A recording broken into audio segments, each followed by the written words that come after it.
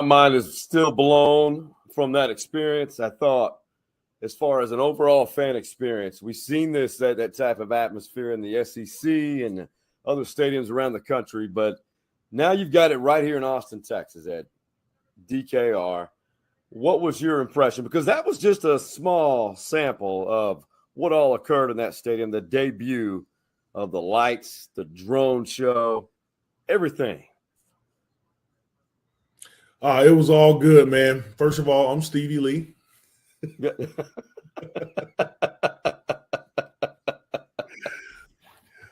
No, it was a lot of fun yesterday, man. It was a real cool surprise. I got the a notification on my app saying join the light show. Download the app and things like that. And I'm like, what's going on? And then nightfall, and then they just turn the lights out, and it's the whole light show. And then the beginning of the fourth quarter, it felt like a Vegas show out there, man. And I'm all for it. Not everything's going to be perfect, but I think overall the fans really loved it. They really loved it. And this is kind of a still shot of what we were looking at last night. That's from Section 1 at DKR last night here in Austin, Texas versus Wyoming. Is just, I think people were enamored with it, and I think it's going to be a talk of that people are going to tell, and people are going to want to experience it because of hearing about it. And all the social media posts have been nonstop. That being earlier today and last night. So, but let's get to it, Stevie. Texas did beat Wyoming last night, 31-10. Okay. The score looks good. The score looks great, but none of the fireworks and the impressive, or let's say Texas inflicting their superiority, so to speak, if you want to say that, until the fourth quarter. Tell me what you thought, because I know you and I've got a lot to say about this. They are now 3-0 for the first time since 2012. Wow. But I thought Wyoming's a much better team, more physical than most people anticipated, including myself. Yeah. So, man, like last week I talked about how we don't let the emotional high of last week beat us this week, right? And so it started to look like that in the beginning of the game, right? On an emotional high, everyone is giving you high fives and congratulating you and then not focusing on the task at hand. Remember, I told you I thought that we celebrated too hard. I told you that last week. Felt like we came out in this game still celebrating the last game. So I did go in the stadium worried a little bit. But have faith in Coach Shark and Torrey Beckton getting the kids back in a better mental space to actually play this game and fight it out. And they did. So, it was first half was what it was. What was it? 10-7 at halftime? Correct. Yeah. Yeah. And then we came out a little flat after halftime. And then, we started to get some momentum. And then, the fourth quarter comes around and the light show happens. The Vegas light show happens. Just like that. And the crowd starts jumping. And, honestly, another team coming in here that has never seen anything like that. They're on that sideline too, kind of looking around like, golly, what's going on in this stadium? And then the lights show up there and they get all giddy about that, man. And our crowd gets hyped, but they get like, golly, this is a lot, So I'm thinking that had something to do with Wyoming just was like, okay, we fought enough, man. I don't think we're going to get anywhere else with this. They're on fire. And we came out on fire in the fourth quarter. Yeah, one quarter. But the first three, what I thought was frustrating was O-line play. Yeah. The running game, they couldn't get going at all. And then there were drops. And I don't know how much you put on it because it's all systemic, if you will. quarterback, O-line play, quarterback reads, whatnot. It's not all on the QB. No, it's not all on the QB. And you can tell if you go back and watch some film, man, as I was in the stadium, the bad passes that came out of Quinn's hands, he were giddy and not set, and his feet were choppy back there, But if he sets his feet, standing tall in the pocket, and actually deliver the pass, he's good, right? Yeah. So we got to get him to stand there, go through his reads, trust his O-line, and make the right pass. But him trying to do something cute and things like that, I don't think that's not his strong suit. But he was 11 of 21, not 11 of 21, 131 yards passing. Yeah, that was a lot. I mean, when there was a point when I looked up at the stats on the screen, and I was like, how are we winning this game? Because they had more yards than us in the first half, and especially more rushing yards than us. But then when you walk away from this game, and I may be getting ahead of us, but as you walk away from this game, you look at the score and it's 31-10, right? And 31-10 is, you handled the game pretty good, right? But it felt much closer than it was. Oh, it was much closer. Yeah. Well, the thing is, Jonathan Brooks entered the game with 164 yards rushing, had a great game. Texas had 185 yards rushing total. Mm-hmm. But a lot of that obviously didn't happen until the latter part of the game. I mean, Texas only had 316 yards of total offense. And the defense looked pretty good, except for that one run at the very beginning of the game that they let on that edge. Yeah, so that's another part of it too. Now you can say it goes both ways, because if we don't give up that one explosive play, they have 3 points, and it's 31-3, or 31 to give them 6 points on that drive, 31-6 or something like that. So, ifs and buts, if we count those, So, but I don't think that it was a terrible game. It's a wake-up game that we still got room to improve, and we still got a long season to go through. It's going to be 100%. A gauntlet. And before we move forward, I definitely want to give a shout out to what I think is the best roofing company in this region of the country. In the South. In the South, baby. Based out of Stevie Lee's hometown, Hargrove Roofing. They have expanded into Texas. I've used them. You and I both know people who we referred to, but what's the slogan that best sums up Hargrove Roofing? Hargrove Roofing. Know who's on your roof. And that's important.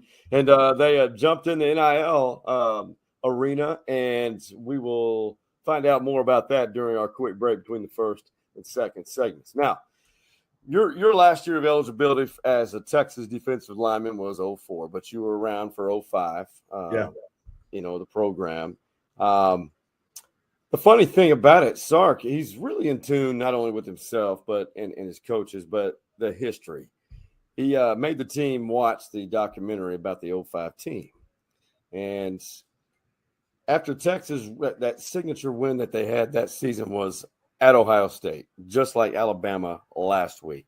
Mm-hmm. And the game after that was against Rice. Now, Texas beat them 51-10, but Sark referenced that and what he thought, because it's human nature, after something, as you said, that they celebrated, and I think everyone telling them how good they are. Sark, he referenced that, and in depth. And it was kind of, I think, a little bit similar to this one. You guys will do your research and tell me after, I'm sure. But he talked about, he used a quote in there that we had a bunch of sore backs going into that game from everybody patting us on the back about how great we were and how great we played. Yep. And that's pretty much sums up what happened. And it's all week. Now, I'm not saying that because I'm not at practice. I don't know if you went out to practice last week, but there's a buzz created. But that's the problem with this program, Stevie, that they got to learn how to handle success. Yeah. handle success in a town like Austin, Texas, man, because, everyone's around here, like you said, patting you on the back, good job, attaboy, and all that stuff. But and you start to get feeling good about yourself. So one thing my coach always told us, Coach Mike Tollison, defensive tackles coach, complacency kills, right? So they got a little complacent. And, once you go into the game like that, it's hard to come out of that, but we figured it out in the fourth quarter and really came out of being complacent and passive and actually playing the football game the way we're supposed to be playing the football game. But now they know. Now they know once you get that big signature win, it ain't over. All right. So that we can go into the Big 12 championship game or something like that if we can make it there and play really hard and well. But we still got a game after that too. So, that now we've have that experience of winning a big game, but also coming after the big game and actually winning and handling our business after everyone is patting you on the back. Learn how you got to find a way to shed that out and keeping the blinders on. On your focus, on your goal. 100%. And then the other part that I thought was Steve Sarkisian said it for the second time this season, that what they're preparing for, the UT offense, what they're preparing for on film is they're not seeing it in the game. And this is what Sark had to say about that.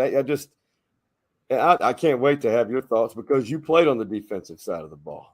Mm-hmm. I think we have to get accustomed to something, and this is now 2 out of the 3 weeks where we have gotten an absolutely different defense than they've put on tape. and that's a sign of being a really good team.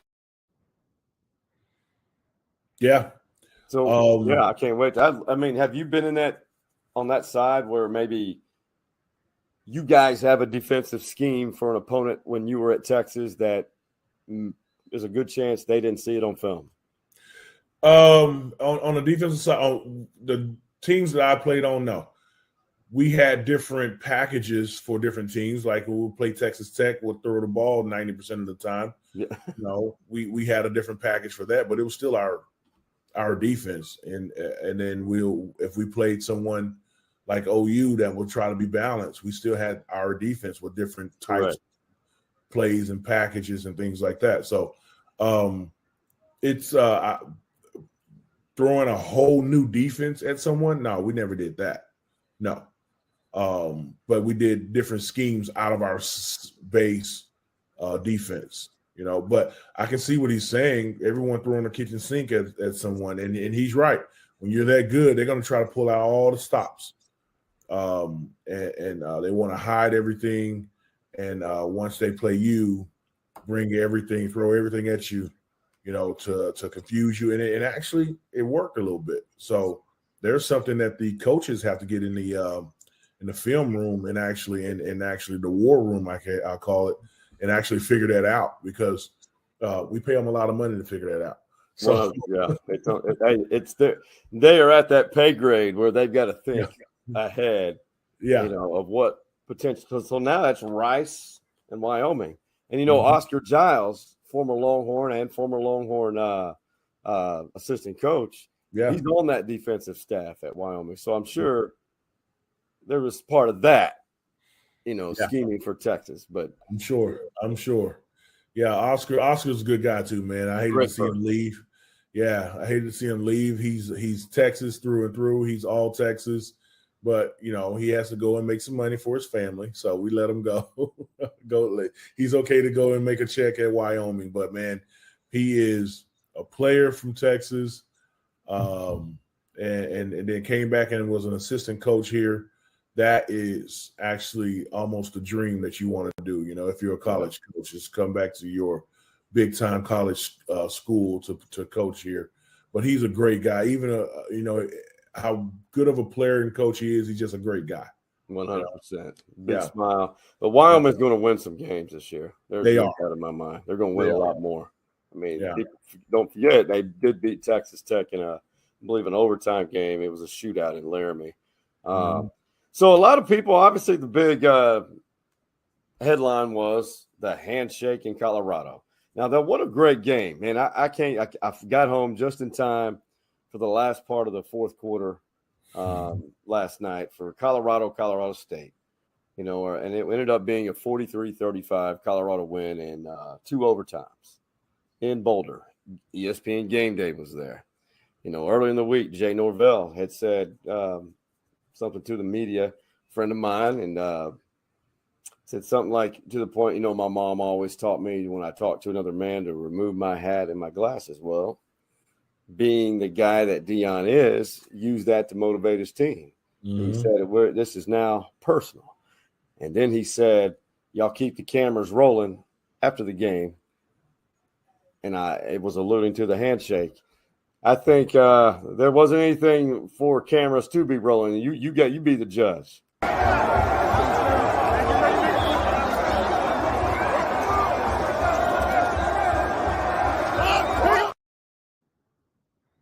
Mild admiration. Yeah. I don't know, man. Respectful. Yeah, it was respectful. I think also Deion is also trying to sell tickets, right? Yeah. So it's like a prize fighter talking trash in the beginning at the weigh-in, right? That's all that was for Deion, and he's doing a great job, man. Boulder, Colorado is jumping. Yeah, it's crowded at every restaurant. There's a lot of money coming into the town, so Boulder needs to give not CU. Boulder needs to give Deion a raise, right? But it was just selling the fight. That's all it was, man. But I think that they do, as college coaches, as African American college coaches at the head coach's position, they do respect each other. They know that they're few and far between. At the college level. And so when you get there at that level, you still respect each other. And it's a healthy competition respect. And they're just selling the fight. That's all it is. And if it was pay-per-view, I would have still bought it. I would have. Colorado State jumped on top of them. Late in the game, they were up, I think, double digits. And Colorado came back, and there were some hard hits. But to your point, this is what Coach Prime had to say about all that. It's pretty much echoed what you said. I'm happy for that dude, man. I don't know him, but I'm happy for him. I wish the best for him. I really do. Nothing. My success ain't got nothing to do with his. So why would I want him to succeed? I don't know how people get down like that. My blessings ain't got nothing to do with his blessings. Yeah. He's not wrong. Yeah, exactly. I want you to succeed, man. Anybody. I want you to do well and succeed. So that's just the way you're supposed to be. That's the way it's supposed to be for anyone. And the Colorado Showdown is a severely underrated rivalry in college football. And, I think Jay, he's going to do well at Colorado State too. I really do. He's going to get that, and that'll be healthy for that rivalry. Speaking of rivalry, Stevie, there's one that I want to go to that not a lot of us in this part of the country have it on our bucket list. It's West Virginia Pitt, the Backyard Brawl. So for the Big 12, West Virginia took it. They did win that game last night. But to show you the hate, we see this at a lot of stadiums. Neil Diamond, Sweet Caroline, made famous at Fenway Park in Boston. Well, they had some added lyrics to it, the West Virginia fans. And this, if you don't understand the hatred between these two, you will after this video.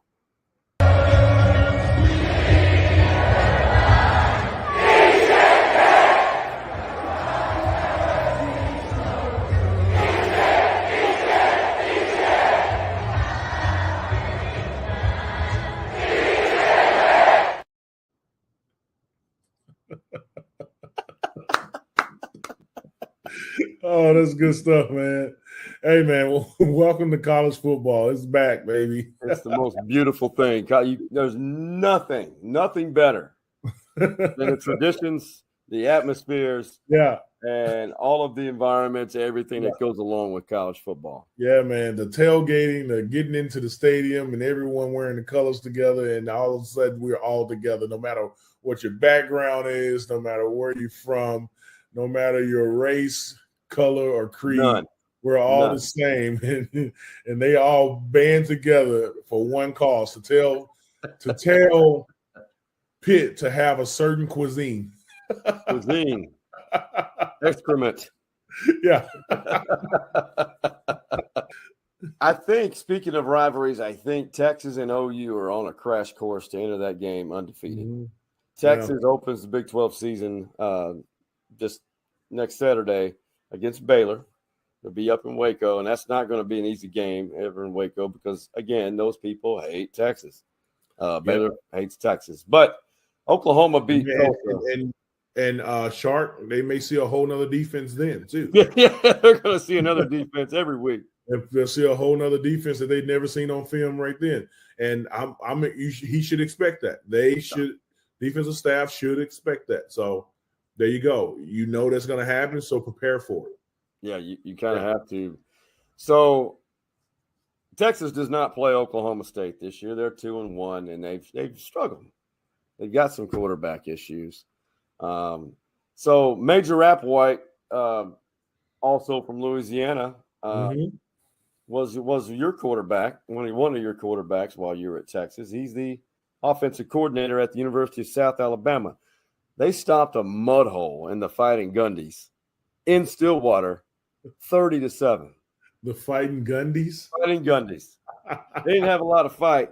And this isn't good when you start seeing your student body, what appears to me to be your own student body, flipping off the game, flipping off your own team. He was overserved a little bit. And it's kind of some imagery, if you will, of how the season's going.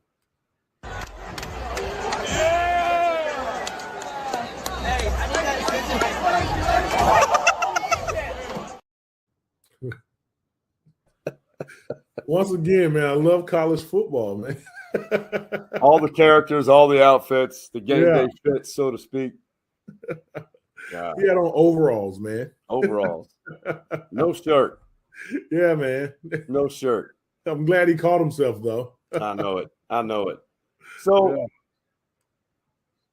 the rankings came out today, and we do our own rankings here at Stories Inside the Man Cave, and it's the top 10 and the 4 on the outside. Texas goes down to 5 just because of that, what happened against Wyoming, even though it was a blowout. Yeah. Now, keep in mind, people who see this on social media or you're watching it right now, this is just after each week. It's going to change. It's not indicative of where the team will finish. Now, Stevie and I we were talking about this. Shouldn't Florida State drop because they truly struggled to a Boston College team that's not that good. Yeah. Struggled mightily. So that's to my point. There are a lot of people struggling to win.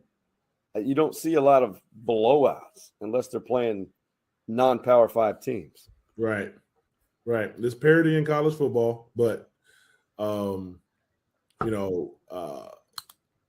State had their hands full. We had our hands full at Texas here yesterday at DKR, but we got it together. When you look at the final score, 31-10, it really wasn't that much of a game. And then if you take away their explosive play of 50, 60-yard run, it's not really that much of a game. And that's my argument. That's all my argument is. We can keep the ranking where it is, but that's my argument. We still beat them handily, and we almost covered the spread, I guess, kind of. No, we didn't cover, but we could have. It was 30. We could have. I think that we could have. I think we pulled back a little bit in the fourth quarter. We just started running to run the clock out, So after we got the interception for the touchdown, the pick six. But Florida State really had to fight to stay in that game. So no, they did. That's just my 2 cents, bro. So, there's a lot of people that are showing up like Jaron Thompson, back-to-back games for Texas with an INT. Yeah. He had that pick six. You got Jay Brooks on the offensive side. That whole running back room is producing. They're starting to produce. That old line just needs to – they got to have the schemes to quickly adapt. Yeah. To whatever the defense. But you look at this, Oregon, put them in the top 10. I did move Colorado down to just on the outside just because of that double overtime to Colorado State. Then you got Utah. Alabama moves down. I really like this Duke team. I really do. Really? Yeah, and did I read a stat that this is the first time that Alabama's dropped out of the top 10 or top 15? In a long time. In a long time. In a very long time. Yeah. So, but hey, it is what it is. We gave them an L, and they almost got beat yesterday by USF. So they pulled Jalen Milroe. They pulled him too quickly. Yeah. He gives them a chance to possibly play for an SEC championship. In my opinion. From the highlights I saw, those other two quarterbacks were not as good as Milroe was. Not at all. Yeah. So I don't know what's going on there, man. I don't either. But I do know that the transfer portal and NIL has changed the landscape for everybody. And speaking of NIL, our friends at Hargrove Roofing have got into the NIL game. And we're going to take a quick break, and you'll learn all about that. We'll see you on the other side. If you follow Stories Inside the Man Cave podcast or watch all of our episodes, you would know that our friends at Hargrove Roofing are proud supporters of Stories Inside the Man Cave. Well, they're also proud supporters of University of Texas Longhorn Athletics. So much so that they are now NIL partners. Bert Auburn has a strong leg. He has a great head of hair, and he will now partner with Coach at the Hargrove Roofing office off of Ashdale. You will soon hear Auburn say that famous slogan, Hargrove Roofing, know who's on your roof. In the meantime, if you need an estimate, call 512-645-3202 or visit the website, hargroveroofing.com.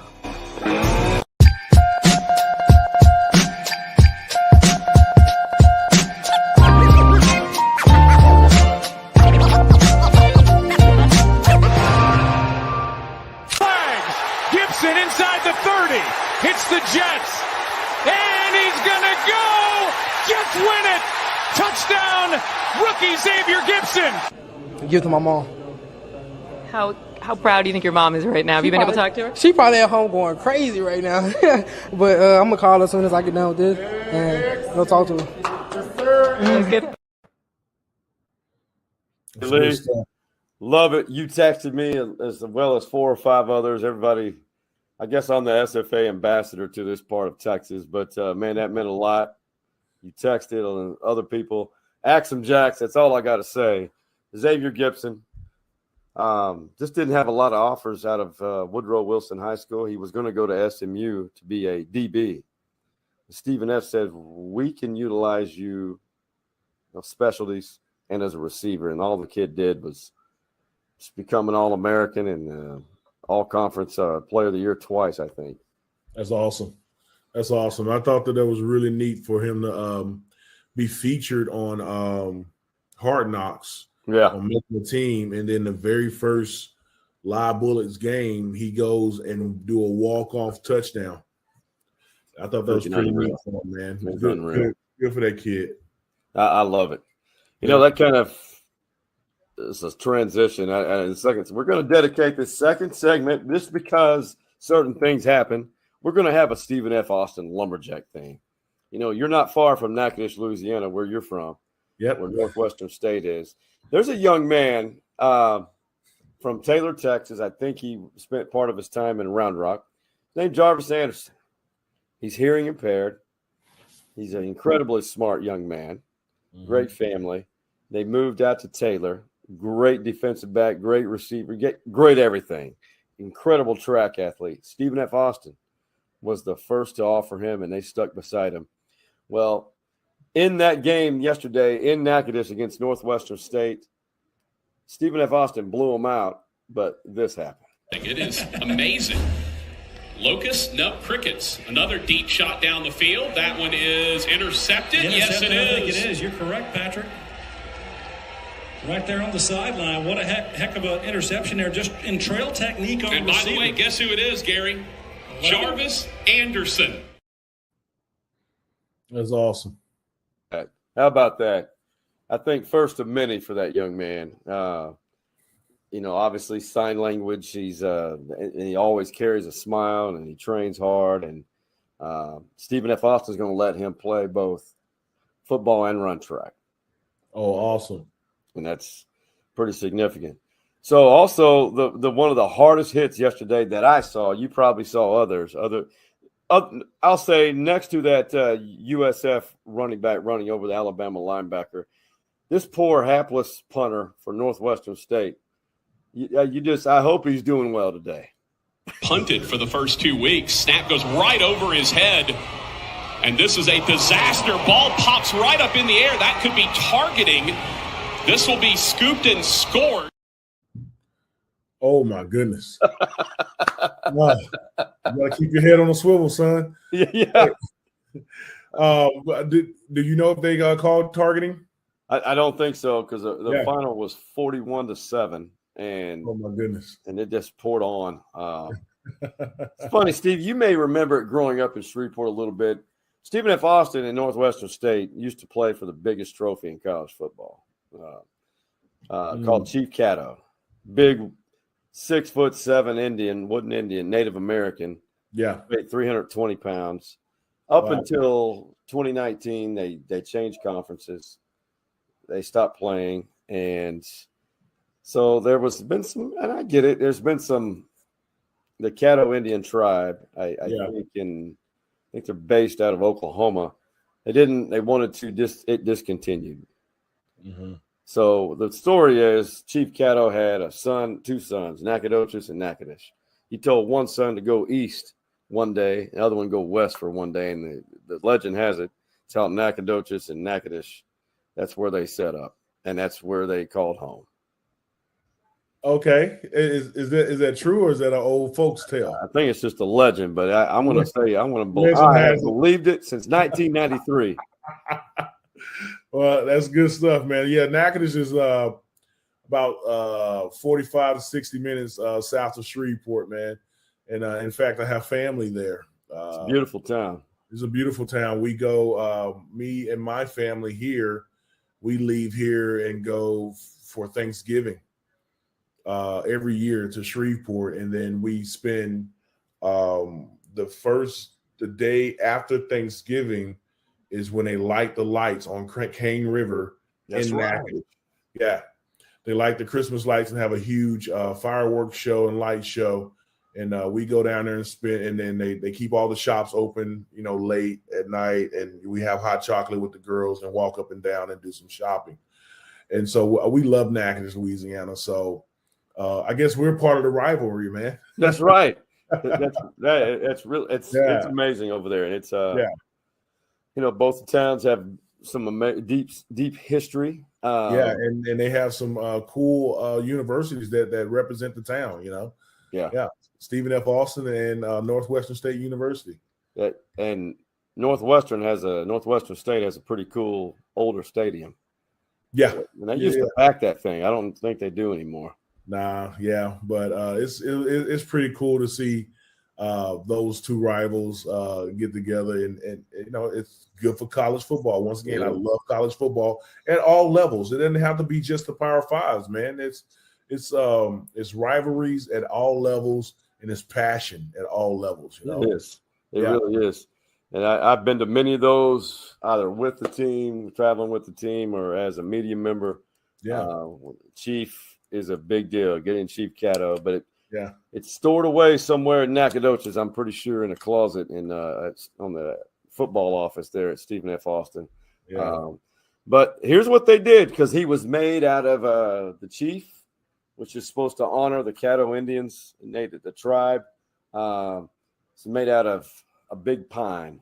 Big, huge pine. So they chopped down a piece of some big pine tree, and that's what they awarded Stephen F. Austin. Big old piece. They brought a lot of wood back to Nacogdoches, big wood, and this is what it looks like. This is kind of amusing if you ask me.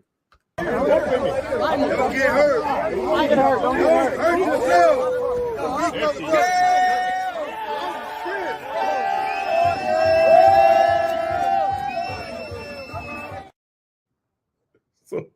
So they just bought a piece of wood, huh? Just brought a big old hat, cut a tree down. Well, hey, we just cut this tree down. We're gonna give whoever wins this ball game, we get to take it back with you. Yeah, you get to take this piece of wood back with you, man. That's awesome. See, that's college football, man. Yeah. They just picked up a tree. Hey, man, tell me something good. Active time of year. And for those watching us for the first time, we love positivity because you haven't noticed, if you jump on social media, or maybe you're at the Texas football game or wherever football game, there's always that one person in that section who always – it's a little negative. But it's human nature. But tell me something good, my brother. Man, something good. I'm going to keep it football. The University of Texas 3-0. And we're looking good, right? So sit back, relax, strap on your seatbelt. You've never been on a ride like this before or in a while. So we're going to Baylor next week. That's going to be tough, but we can come out with a W there. And hopefully we're 4-0 and just keep building this momentum. And then we got KU after that. And then we got the Red River rivalry. So hang on, man. We got some rides. It's going to be fun. The weather's changing out here, so it's becoming some more like fall. I mean, we're still in the 90s, but it's going to start being more like fall. And we got some good football playing in Austin, Texas right now. That's amazing. Really, and, don't overlook Kansas. Yeah. They've got a great quarterback, and that's going to be fun. Kansas in recent history, up until last year, really has given Texas some headaches. Yeah, but the most important game is Baylor. The next one. The next one. Most important game is the next one. So something good is we got some stuff to look forward to, but something better is we got one game next, and that's it. And that's why we're focusing on the next game on the schedule. Hey, I'll tell you something good. It's kind of a two-part. Number one, the section I was in at the Texas game, it's all about networking. You make friends. It just that was amazing. We were networking, sharing business ideas with people, having fun. And, I realized I'm not the only passionate one. I'm usually a little high-strung, as you know, and get into these games. Stevie Lee, man, it has been fun. And if you're watching us for the first time, follow Stevie on social media too. Follow all our social media platforms. Stevie's he's got his industry is real estate, and if you need a house, you know who to look for. I'm here. All right. So for the pride of Shreveport, Louisiana, that being that guy on your right, Big Stevie Lee, and Hargrove Roofing is also, a good representative of the Shreveport, Louisiana area, and they're huge supporters of UT Athletics. And for the OG Man Cave boys, that being Hardball Harge, Big Mike, and the Coach Mo. What do we tell them, Stevie Lee? We out.